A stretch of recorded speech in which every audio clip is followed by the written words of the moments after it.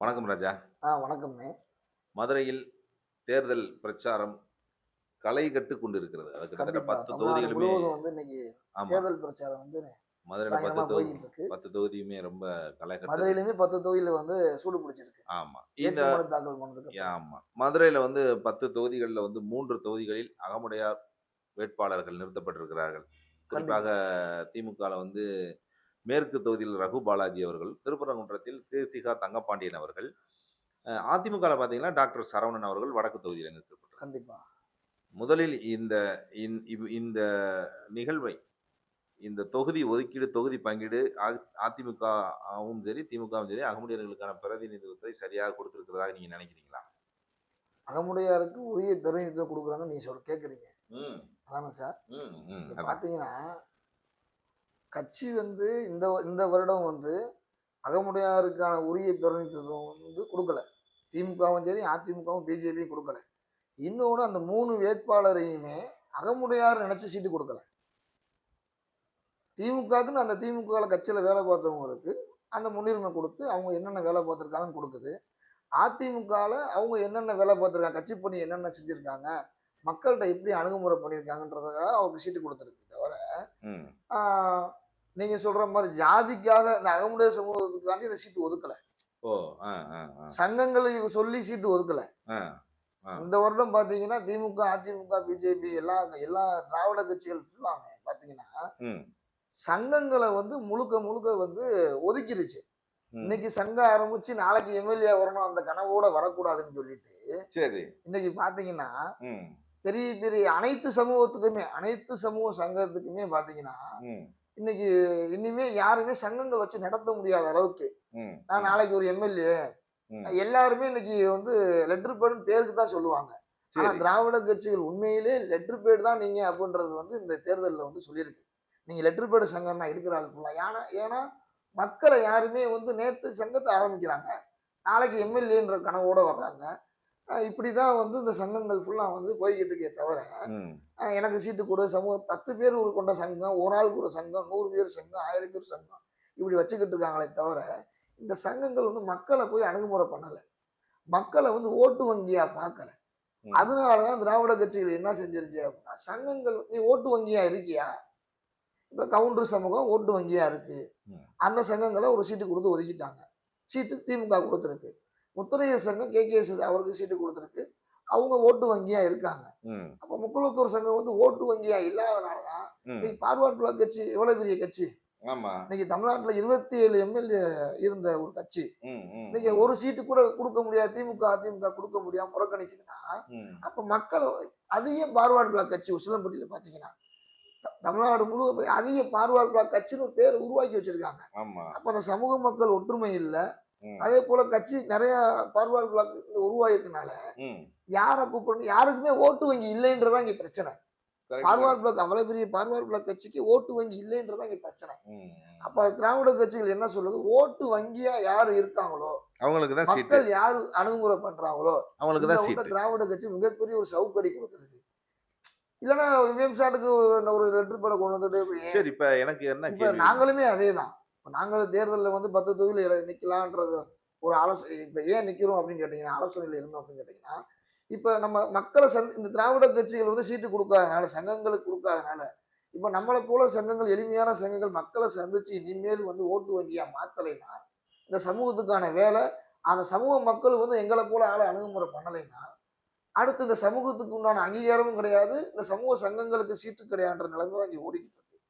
அப்ப இதெல்லாம் மாத்தணும்ன்றதுதான் ஒரு அடிப்படை விஷயம் கூட இன்னைக்கு வந்து அந்தந்த சங்கங்களுக்கு இப்ப 100 சங்கங்கள் இருக்குன்னா, அந்த 100ல 80 சங்கத்துக்கு வந்து ஒரு தேர்தல்னா என்னன்னு தெரியாது. எலெக்ஷன்ல நிக்கணும்னா என்னன்னு தெரியாது. ஒரு மனு கூட எப்படி குடுக்கணும்ன்றது கூட தெரியாது சங்கத்துக்கு. சங்க தலைவருக்கும் இது தெரியாது. ஆ மக்களை எப்படி அணுகுமுறை எப்படி பண்ணணும்னு தெரியாது. ஓட்டு வங்கின்னா என்னன்னு தெரியாது.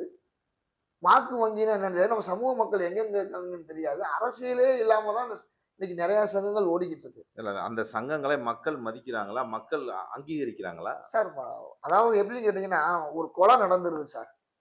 ஒரு கொலை நடந்தா இந்த சங்கங்களை வந்து ஏதோ இப்ப தமிழ்நாடு முழுவதும் பாத்தீங்கன்னா, தென் மாவட்டத்திலயும் சரி, ஒரு கொலையோ, இல்ல ஒரு சின்ன சின்ன ஒரு ஆக்சிடென்ட்டோ, ஒரு இன்சிடென்ட்டோ ஏதோ ஒண்ணு நடந்துச்சுன்னா, அப்போ அந்த சமுதாய தலைவர்கள் வரணும்னு அந்த மக்கள் நினைக்கிறாங்க, அந்த சமூக மக்கள். இதே இது ஒரு ஒரு அரசியலாவோ ஒரு எலெக்ஷன்லயோ, ஏன்னா இந்த சமூக மக்கள்கிட்ட ஒவ்வொருத்தருமே ஏடிஎம்கேல டிஎம்கேல அவங்க ஃபேமிலியில இருக்காங்க, அவங்க உறவினர்கள் இருக்காங்க ஒண்ணு. அப்ப மாத்தி காலங்காலமா வந்து திமுக அதிமுகன்ற மைண்ட்ல இருக்காங்க. இன்னைக்கு இப்ப பாத்தீங்கன்னா எப்பயுமே வந்து மத்திய தொகுதி இப்ப திருச்சூர் தொகுதியிலலாம் வந்து கூட்டணி கட்சிகளுக்கு இப்போ சேதுராமனுக்கு ஒதுக்குவாங்க, மூவேந்தர் முன்னேற்ற கழகத்துக்கு ஒதுக்குவாங்க, மாண்டையாருக்கு இது பண்ணுவாங்க, மத்திய பசுமை தேசிய கழகத்தில் ஒதுக்குனாங்க. இந்த வட்டம் அதுவும் கிடையாது, முக்குளத்தூருக்கு டோட்டலா வந்து அவுட் பண்ணியிருக்காங்க. உங்களுக்கு உங்களுக்கு வந்து வாக்கு வங்கி இல்லைன்றதை கண்டுபிடிச்சதுனால தான் ஆமா, இல்லைன்றாங்க. வாக்கு வங்கி இல்ல. இந்த மக்களும் வந்துமே வந்து எப்படி கேட்டீங்கன்னா எங்களை தேவைக்கு தான் பயன்படுத்தினேன். ஒரு கொலை நடந்துருச்சு, வீட்டுல ஒரு அசம்பாவிதம் நடந்துருச்சு, ஏதோ ஒரு ஒரு ஆக்சிடென்ட், இந்த மாதிரி வந்து அவனுக்கு பாதிப்பு ஏற்படும் பொழுது மட்டும்தான் இந்த சங்கங்களை தேடுறான்.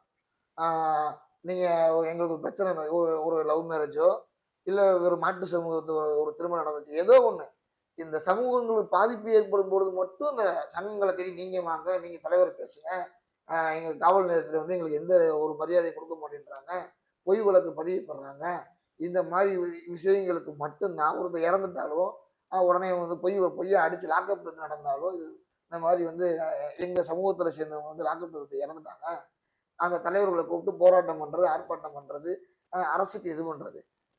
ஆனா அதை தவிர்த்து அரசியலா இந்த மக்கள் வந்து இந்த முக்குளத்தூர் சமூக மக்கள் வந்து அகமுடையார், கள்ளர், மரபு சமூக மக்கள் அரசியலா வந்து இன்னும் வந்து சில பகுதிகளில் வந்து திரண்டு மக்கள் வாக்கு நம்ம இந்த சமூகத்துக்கு வாக்களிக்கணும், இந்த நம்ம சமூகம் சார்ந்து வாக்களிக்கணும், நம்ம சமூகம் சார்ந்த அரசியலா நம்ம பேசணும், நம்ம சமூகம் சார்ந்து இந்த அரசியலா வந்து நம்ம ஒண்ணு அந்த அரசியல் கட்சியில உள்ளவங்களுக்கு சீட்டு கொடுக்க வைக்கணும், இல்ல ஒரு ஆளை தோக்க வைக்கணும், இல்ல ஒரு ஆளை ஜெயிக்க வைக்கணும்.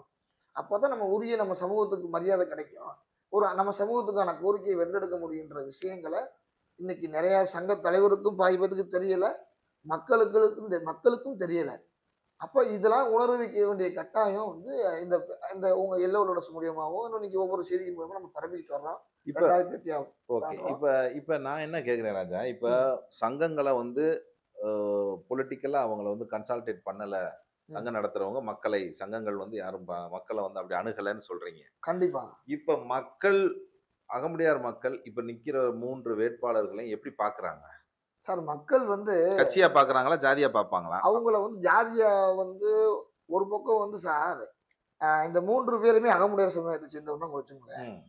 இப்ப இப்ப அவங்க வந்து ஜாதி, இப்ப நம்ம சமூகம் மட்டும்தான் சார், அந்த அகமுடையார் சமூகம் மட்டும்தான் சார் அப்படி இருக்கு. அதாவது சீட்டு கொடுக்கல. அதான் சார் எப்படின்னு கேட்டீங்கன்னா, அகமுடையார்ன்றதுக்காக சீட்டு கொடுக்கல. ஆனா இந்த சங்கங்கள் வந்து போய் அவங்க அணுகுமுறை பண்ணுது. அணுகுமுறை பண்ணாலுமே அவங்க வந்து சங்கத்தை யாருமே முன்னெடுக்கிறது இல்ல. இந்த வேட்பாளர் 3 பேருமே சங்கங்களை 3 பேருமே சங்கத்துல உள்ள ஆளையோ இல்ல மக்களையோ அவங்க வந்து பொதுவாதான் போறாங்களே தவிர, அந்த மக்களை வந்து நான் அகமுடையார்னு யாரும் அவங்க சொல்லிக்கிறவும் இல்ல. இந்த 3 வேட்பாளருமே நான் அகமுடையார்னு சொல்லிக்கிறல. இப்ப டாக்டர் அண்ணன் எடுத்தா அவர் அதிமுகன்னு சொல்லுவாரு, அகமுடையார்னு சொல்ல மாட்டாரு. இப்ப ரகுபாலாஜின்னு அவர் அகமுடையார்னு சொல்லியிருக்காரு, சொல்ல மாட்டாரு. கீர்த்தியா தங்கப்பண்ணு அவங்க அகமுடையார் சொல்லுவாரு, அகமுடையார் சொல்ல மாட்டாரு. ஆனா யாரோ ஒரு சங்கங்கள் போய் பார்த்தோம்னா நான் அகமுடையார்பான்னு சொல்லுவாரே தவிர, பொது வெளியிலயோ இல்ல ஒரு இடத்துலயோ கட்சி தான் சீட்டு கொடுத்துருக்கே தவிர அவங்க எந்த இடத்துலயுமே அகமுடையார் சமூகத்தில் சொன்னதும் இல்லை, இனிமே சொல்ல போறதும் இல்லை. இல்ல அவங்க சொல்ல முடியாதுல்ல, அவங்க திராவிட கட்சிக்குள்ள இருக்கிறாங்க. மத்த சமூகங்கள், மத்த சமூகத்துல உள்ள வன்னியரா இருக்கட்டும், இல்ல கவுண்டரா இருக்கட்டும், இல்ல முத்தரையர் சமூகமா இருக்கட்டும், தனக்கான அடையாளத்தை இன்னைக்கு நான் இந்த ஜாதி தான் சொல்றாங்களே பகிரங்கமா. திமுகல இருந்தாலும் அதிமுகல இருந்தாலும் பிஜேபியில இருந்தாலும் சொல்றாங்களே. அப்ப நம்ம சமூக மக்கள் ஓட்டு மட்டும் தேவையானதான் இங்க கேள்வி. சரி, இப்ப மக்கள் எப்படி பாக்குறாங்க அந்த வேட்பாளர்களை? அவங்களுக்கு ஓட்டு கன்சால்டேட் ஆகுமா? குறிப்பா வடக்கு எப்படி சொல்லுங்க, வடக்கு பத்தி சொல்லுங்க. மக்கள் பாக்குறாங்க சார், நம்ம சமூக மக்களா பாக்குறாங்க. ஆனா இங்க ஓட்டு போடணுன்றதான் இங்க விஷயமே. இப்ப ஏன்னா அவங்க குடும்பத்திலேயே வந்து திமுக, இப்ப வேற ஒண்ணும் இல்லை சார்.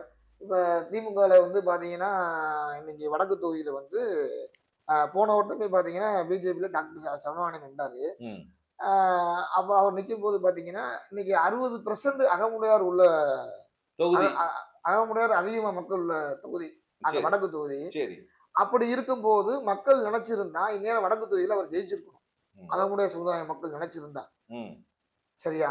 ஆனா ஜெயிக்காத காரணம் என்ன அப்படின்னு கேட்டீங்கன்னா, அந்த சமூக மக்களை வந்து அவர் சரியா அணுகுமுறை பண்ணாது. இவங்களும் இந்த சமூக மக்களும் அவரை சரியா அணுகுமுறை பண்ணாததுதான். ஒரு 2 பேர் மேலயுமே 2 பேர் மேலயுமே தப்பு இருக்கு. ம், அதே ம், போல வந்து அவரு இன்னைக்கு வந்து அவரு ஒரு இப்பயும் கூட வந்து பாத்தீங்கன்னா, ம். ஆ இன்னைக்கு தளபதி அவர் ஒரு மாவட்ட செயலாளரு. சரி. அவர் தான் போன வட்டமும் ஜெயிச்சாரு. ம், இந்த வட்டமும் வந்து பாத்தீங்கன்னா, நீங்க ஒரு குறிப்பிட்ட பகுதி பாத்தீங்கன்னா வந்து, ம், இன்னைக்கு திமுகல கூட்டணி வலுவா இருக்கு. ம், ம், இன்னைக்கு விடுதலை சிறுத்தை கட்சிகள், காங்கிரஸ், ஆ அ எல்லா கட்சியுமே அங்க இப்ப இருக்கு. சங்கங்களுமே அங்கதான் ஆதரவு குடுத்திருக்காங்க. நெறைய சங்கங்கள் ஆதரவு குடுத்திருக்காங்க. ம், அனைத்து சமூக சங்கங்களுமே அகமுடையார் உட்பட ம், ம், ம், அவருக்கு தளபதிக்கு தான் ஆதரவு குடுத்திருக்காங்க. ம், அப்போ நெறைய கட்சிகள் மதிமுகல கூட்டணியில இருக்கு. எல்லா கட்சியுமே கூட்டணியில இருக்காங்க. அப்ப கூட்டணி வலுவா இருக்கும்போது, அந்த பகுதியில வந்து பாத்தீங்கன்னா, அந்த பகுதி கம்யூனிஸ்ட் இருக்கு. 2 கம்யூனிஸ்ட்டுமே இருக்கு. ம். அப்போ ஓட்டு வங்கி வந்து திமுக ட்ட அதிகமா இருக்கு. அப்போ அ அப்படி இருக்க பட்சத்துல வந்து அந்த கட்சி ஓட்டு சாலிடா விழுந்தாலே போதும். கூட்டணி கட்சிகள் ஓட்டு, திமுக ஓட்டு சாலிடா விழுந்தாலே வடக்கு தொகுதியில அவர் மாவட்ட செயலர் தளபதி அண்ணன் ஜெயிக்கிறதுக்கு வாய்ப்பு இருக்கு. இங்க அதிமுகல அப்படி கிடையாது. பிஜேபி பிளஸ் வந்து அதிமுக தான் இருக்கு. அதுல சசிகலா அம்மா வந்து அந்த இது தனியா பிரிச்சுட்டாங்க. அந்த ஓட்டு கொஞ்சம் பிரிக்கும். அவர் டிடிவி இருக்காங்க. அ வேற வேற சொல்லிக்கிற அளவுக்கு ஒண்ணும் இல்ல. இப்ப முஸ்லீம் ஓட்டு அதிகமா இருக்கு. பட்டியல் சமூக ஓட்டு வடக்கு தொகுதியில அதிகமா இருக்கு. ம். கிறிஸ்டின் ஓட்டு அதிகமா இருக்கு. இந்த பகுதியெல்லாம் யாருக்கு போடுவாங்க? தளபதி அவருக்கு தான் போடுவாங்க. ஓ! அப்படி இருக்க பட்சத்துல திரும்பியும் அவர் ஜெயிக்கிறதுக்கு வாய்ப்புகள் அதிகமா இருக்கு. இப்ப நம்ம சமூக மக்கள் எப்படின்னு பார்த்தீங்கன்னா, அ அரசியலா வந்து ஓட்டு போடுவாங்கன்னு கேட்டா ஓட்டு போட மாட்டாங்க. திமுக பக்கம் தான் ஓட்டு போடுவாங்க. பாதி பேர் அதிமுக பக்கம் ஓட்டு போடுவாங்க. இப்படித்தான் நடந்துகிட்டு இருக்கே தவிர, நம்ம சமூக மக்கள் அகமுடையார்ன்ற ஒரே கான்செப்ட்ல வச்சு முழுமையாலாம் போடுறது அங்க வாய்ப்பு இல்ல. அப்ப வடக்கு தொகுதியுடைய நிலவரம் வந்து எப்படி இருக்கும்? அப்ப பொதுவா வடக்கு தொகுதி திமுகவுக்கு சாதகமா சார் இருக்குன்றீங்களா? அவர் வந்து ஒரு எப்படின்னு கேட்டீங்கன்னா, ஏற்கனவே ஒரு தடவ அந்த தொகுதிக்குள்ள நின்றனால, அந்த ஏற்கனவே நின்று குறைந்த ஓட்டுல தான் அவர் தோத்தாரு. பிஜேபி தாமரை சின்னத்துல. ஆமா. இப்ப வந்து ரெட்டலையில வந்து நிக்கிறதுனால, ஓரளவுக்கு வந்து டஃப் குடுக்க வாய்ப்பு இருக்கு. ம். அந்த கூட்டணி வலுவா இல்லதே தவிர, மிச்சபடி ரெட்டலை சின்னன்றனால அந்த பகுதியில வந்து ஓரளவுக்கு மருத்துவரா நல்ல விஷயங்கள செஞ்சு வந்திருக்காரு. ஏற்கனவே தெரிந்த முகங்கள். அந்த நம்பிக்கையில தான் வந்து அவர் நிக்கிறாரே தவிர, கட்சி அதிமுகவே வேலை பார்க்குமான்றது உறுதியா சொல்ல முடியாது அந்த தொகுதியில. ஓ! ஆ. அந்த வடக்கு தொகுதியில அதிமுக கட்சிக்காரர்கள் முக்கியமா வேலை பார்ப்பாங்கன்னு உறுதியா சொல்ல என்ன முடியாது. காரணம் அது? என்ன காரணம் அப்படின்னு கேட்டீங்கன்னா, ஆ கட்சிக்குள்ளேயுமே அவர் நிக்கிறது சில பேத்துக்கு வந்து பிடிக்கலையா? பிடிக்கல. ஆ அவர் வளர்ந்து வர விஷயங்கள் வந்து நெறைய அடுத்து வந்து அவர் உண்மையிலேயே இப்ப ஆளுங்கட்சி நாளைக்கு வருதுன்னா அவர் மாவட்ட செயலர் ஆவாரு. உட்கட்சி அமைச்சரா பிரச்சனை. கூட வாய்ப்பு. உள்கட்சிக்குள்ள நெறைய பூசல் இருக்கு. உள்கட்சியில வந்து அவரையுமே நெறைய அணுகுமுறை பண்ணல. சார் அது ஒரு காரணம் இருக்கு சார். உள்கட்சியில வந்து வட்டச் செயலாளர் இருக்காங்க அப்படின்னா, வட்டச் செயலாளர், பகுதி செயலாளர், அந்த தொகுதிக்கு உட்பட்டவங்களும் வந்து இவரும் சந்திக்கல. அவங்களும் வந்து பார்க்கணும்ல சார். பார்த்தா தானே சார் கரெக்ட்டா இருக்கும். அதேபோல சமூக மக்களையுமே அவர் பார்க்கல. இந்த வட்டம் பார்த்தீங்கன்னா, போன வட்டம் நிக்கும்போது சமூக மக்கள் சங்கங்கள் போய் திரண்டு நின்டாங்க. இந்த வட்டம் அகமுடையார் சமுதாய மக்கள் சங்கங்கள் யாருமே போய் அவ்வளவோ நெறைய பேர் வந்து போய் அவர சந்திக்கவும் இல்ல, பார்க்கவும் இல்ல. ஒரு குறிப்பிட்ட சங்கம் போய் பார்க்குறாங்க. குறிப்பிட்ட சங்கம் போய் பார்க்குறாங்க. மிச்சபடி அவருமே சங்கங்கள கையில எடுக்கல. கிட்டத்தட்ட ஒரு 60% ஓட்டுன்னு சொல்றாங்கல்ல. அந்த பகுதியில 50,000 ஓட்டு வரைக்கும் ஆகும்பிடியர்கள் ஓட்டு இருக்குன்னு இருக்காங்க சார். அவர் அந்த சமூகமா அவர் எந்த இடத்துலயுமே அவர் சமூகம்னு சொல்லல சார். ம். இல்ல சொல்ல தேவையில்லைல்ல. அது எதுக்கு சொல்லணுமா? சார் இன்னைக்கு அந்த மக்கள் அதிகமா ஓட்டாங்க. அவங்களுக்கு இருக்கிற இப்ப மத்த சங்கங்கள் வந்து மத்த சமூகங்கள் வந்து இப்ப வேற ஒண்ணும் இல்ல சார். இப்ப தெற்குல எடுத்துக்கிட்டீங்கன்னா, இல்ல இப்ப அவருக்கு வெறும் சாதி மட்டும் தான் பலம்னு நினைக்கிறீங்களா? சாதி மட்டும் பலம் இல்ல சார். ம். சாதி சங்கத்தையும் கொஞ்சம் பக்கத்துல வச்சுக்கிட்டா நல்லது. திமுக அந்த அதிமுக கட்சிக்காரங்களையும் வந்து முன்னிலைப்படுத்தி, எல்லாத்துக்குமே வந்து ஓரளவுக்கு வந்து அ எல் நம்ம சங்கங்கள் மட்டும் இல்ல சார். இப்ப திமுகல பார்த்தீங்கன்னா, அனைத்து சங்கங்களையுமே வந்து அவங்க அரவணைக்கிறாங்க. திமுகல. அனைத்து சங்கம் பிளஸ் பத்திரிகையாளர் எந்த ஒரு யூடியூப் சேனல் கூட அவங்க விடல. எந்த ஒரு யூடியூப் சேனல கூட அவங்க விடல சார். திமுக. பத்திரிகையாளரு, கருத்து கணிப்பு வெளியிடுறவங்க, சமூக சமூக சேவை பண்றவங்க, அ இந்த பத்திரிகை சம்பந்தமா பத்திரிகையாளர்கள் யாரையுமே வந்து இன்னைக்கு வடக்கு தொகுதியில எடுத்துட்டு இன்னைக்கு மதுரையை சுத்தி இப்ப 10 தொகுதியிலயுமே ம். திமுக வந்து ம். அந்த எல்லாத்தையுமே அவங்க முறையா எடுத்து அந்த எல்லா ஜாதி சங்க தலைவரையும் நீங்க திருப்பூண்டத்துல போய் பாருங்க, மதுரை மேற்குல பாருங்க, மத்த இடத்துல போய் பாருங்க. சங்கங்கள போய் இவங்களே போய் வாண்டடா போய் பார்க்குறாங்க. அந்த வேட்பாளர் போய். இப்போ ராஜன் செல்லப்பாவாக இருக்கட்டும், அந்த திருப்பூர் வேட்பாளராக இருக்கட்டும், அவர் கீர்த்தியா தங்கப்பாண்டியனா இருக்கட்டும், எல்லாருமே சங்கங்களை அணுகுமுறை பண்றாங்க. இப்ப வடக்குல ஒரு அணுகுமுறை பண்ணல. எல்லாம் இப்ப அகமுடையார் சமுதாயத்தை மட்டும் இல்ல, மத்த ஜாதி சங்கங்களையும் வந்து அவர் வந்து அவர் என்ன நினைப்பாரு அப்படின்னு கேட்டீங்கன்னா, அந்த ஜாதி சங்க தலைவர் சொல்லி ஓட்டு போட போறாங்களான்னு நினைப்பாரு அவரு. சார் 10 ஓட்டுனாலும் அந்த ஜாதி சங்க தலைவர் சொன்னா ஓட்டு விழுகும் சார். ம். அந்த 10 ஓட்டையும் அவர் அவர் நினைக்கிறது இல்ல விஷயம். சரி, இப்ப தளபதி அவர்களுக்கு எது பலம் நினைக்கிறீங்க? எது பலம் அப்படின்னு கேட்டீங்கன்னா, அந்த திமுகவுடைய கூட்டணி பலம் இருக்கு சார். ம். ஒண்ணு கூட்டணி பலம், அந்த அந்தந்த அ அ கூட்டணி பலம், அவருடைய அணுகுமுறை. எல்லாத்தையும் சந்திக்கிறார்ல சார். இப்ப அந்த பகுதியில உள்ள மக்கள சந்திக்கிறாரு. அந்த அந்த கோரிக்கைய வந்து இன்னும் 5 அந்த கோரிக்கைய உண்டான எந்தெந்த பகுதியில என்னென்ன கோரிக்கை, அந்த கோரிக்கைய வந்து கையில எடுத்துக்கிறாரு. இந்த சமூக கோரிக்கைய சொல்லுங்க நான் எடுத்துக்கிறேன்றாரு. ம். பிளஸ் அவருடைய மாவட்ட செயலாளர் வேற. அந்த கட்சியுடைய மாவட்ட செயலாளர் வேற. நம்ம ம். சிந்திக்கக்கூடிய விஷயம் சார். ம். ம். எங்கேயுமே கட்சி வந்து மாவட்ட செயலரை தூக்கக்கூடாது சார். அந்த எங்கேயுமே எந்த இடத்துலயுமே மாவட்ட செயலாளர் ஒருத்தரை வந்து அந்த கட்சி தூக்க விடாது. இப்ப மாவட்ட இப்ப வேற ஒண்ணும் இல்ல. நம்ம மேற்குல வந்து மாவட்ட செயலாளர் நிக்கிறாருன்னா, செல்லூர் ராஜா. செல்லூர் ராஜா அவர் நிக்கிறாருன்னா, அமைச்சர் முன்னாள் அமைச்சர் அண்ணன் நிக்கிறாங்கன்னா, இப்ப புதூர்ல உள்ள வடக்கு தொகுதியில் உள்ள ஏடிஎம்கே காரங்க போய் அங்க போய் வேலை பார்ப்பாங்க. அதாவது மாவட்ட செயலாளரை வந்து ஜெயிக்க ஜெயிக்க வைக்க வைக்கணுன்ற நோக்கத்தினால இங்க உள்ளவங்க போய் வடக்கு தொகுதியில ஏடிஎம்கே காரங்க வடக்கு தொகுதியில வேலை பார்க்க மாட்டாங்க. இப்ப டாக்டருக்கு வேலை பார்க்க மாட்டாங்க. இங்க இருந்து நேரா போய் அங்க போய் வேலை பார்ப்பாங்க. ஏன் அப்படின்னா, அந்த மாவட்ட செயலர் நமக்கு நல்லது கெட்டது நிற்பாரு. எது ஒண்ணுனாலும் அந்த கட்சியோட இது அவர் தான். நமக்கு நாளைக்கு ஒரு ஒரு நல்ல ஒரு கவுன்சிலர் இருக்கோ, ஒரு நல்லது கெட்டதுக்கு அப்படி இருக்க பட்சத்துல, இப்ப நம்ம ஆளு வந்து பெரும்பான்மையா ஒரு 2, 3 கவுன்சிலர்லாம் இங்க இருக்காங்க. பிபிகுளம், நரிமேடு இந்த கவுன்சிலர்லாம் இருக்காங்க. இப்ப இவங்கலாம் வந்து யாருக்கு வேலை பார்ப்பாங்க அப்படின்னு கேட்டீங்கன்னா, திமுக மாவட்ட செயலர் வேற. ம். அவருக்கு உறுதியா நம்ம சமூக மக்கள் ஓட்டவே உறுதியா வாங்கி கொடுப்பாங்க. நீட்டா பேசி. ஏன்னா அவர் நாளைக்கு கவுன்சிலர் ஆக நினைப்பாரா? இல்ல நம்ம டாக்டர் பின்னாடி வந்து நிக்கணும்னு நினைப்பாங்க. டாக்டர் சமூக மக்களுக்காக ஓட்டுவாங்கன்னு நினைப்பாரா? ம். அப்படின்ற ஒரு கேள்விலாம் இங்க இருக்கு. அப்ப நம்ம இப்ப கூட நம்ம விழிப்புணர்வா ஏற்படுத்துறோம். நம்ம வந்து இந்த எல்லோலோட சேனல் மூலியமா வந்து மக்கள் என்னுடைய மனநிலை இருக்காங்க. சமூகமா இருந்தாலும் சரி, அனைத்து சமூகமா இருந்தாலும் சரி, ஒரு வேட்பாளரை பத்தி நம்ம 10 தொகுதி அடுத்தடுத்து பேசத்தான் போறோம். எல்லா தொகுதி வேட்பாளர் ஒரு கண்டிப்பா. கருத்து கணிப்பு வந்து நம்ம வெளியிடத்தான் போறோம். மக்கள் என்ன மனநிலையில இருக்காங்கன்றதான் இங்க கேள்வி. அதாவது திமுக வந்து வலுவான கூட்டணின்றதான் சார் இங்க விஷயம். அது ஒரு பெரிய பலமா இருக்கு. பெரிய பலமா இருக்கு சார்.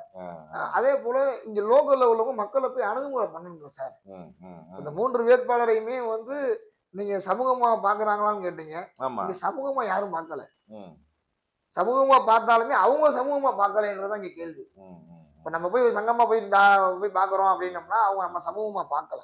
ம். ம். ம். அவங்களுக்கு எங்களுக்கு கட்சி சீட்டு கொடுத்துருக்கு. ஓ. கட்சி எங்களுக்கு சீட்டு கொடுக்குது. ம். கட்சிக்கு தான் நாங்க வேலை பார்க்க முடியுன்ற மனநிலையில தான் இருக்காங்க. மத்த ஜாதிக்காரங்க ஏதாச்சும் ஒண்ணு சொல்லுவாங்க. ம். சார் நம்ம சமூகத்துல மட்டும்தான் சார் இங்க வந்து பயம் இருக்கு. மத்த சமூகத்துல எல்லாம் பயம் கிடையாது.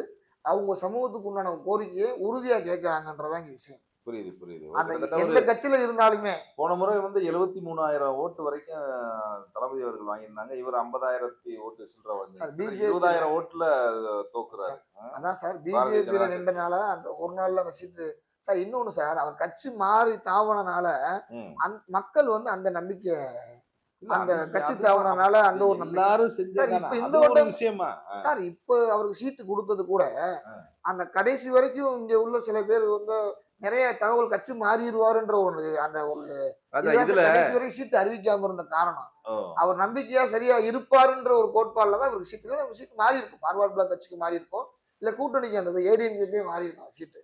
இல்ல, கட்சி மாறி இங்க போய் மினிஸ்டர்லாம் இருக்கிறாங்க. அதெல்லாம் விமர்சிக்காம ஒரு கட்சி மாறினது இன்னமும் அதை பத்தி பேசிக்கிட்டே இருக்கீங்களே. அது இல்ல மக்களுடைய மனநிலை சார். ஆ. நான் சொல்லல. மக்களுடைய மனநிலை அது இருந்துச்சு. இன்னொன்னு பிஜேபியோடைய வடக்கு தொகுதியில பிஜேபிக்கு ஓட்டு கிடையாது சார்.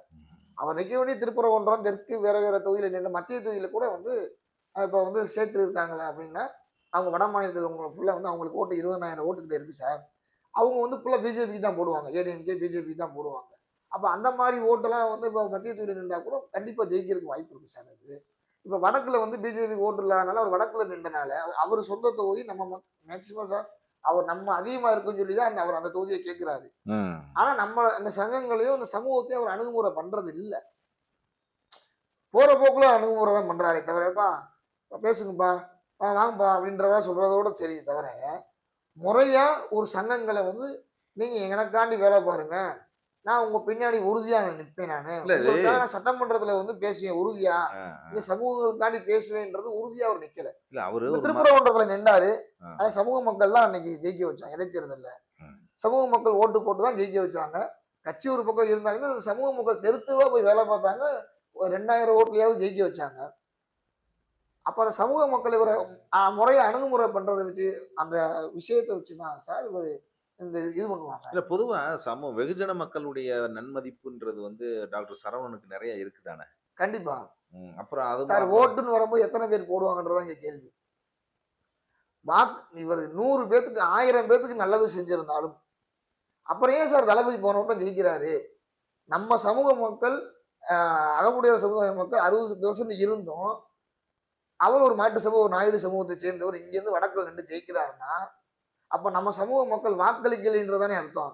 அதான் உண்மை. அப்ப இவரும் சரியா அந்த சங்கங்களை அணுகுமுறை பண்ணுன்றதுதான் இங்க விஷயம்.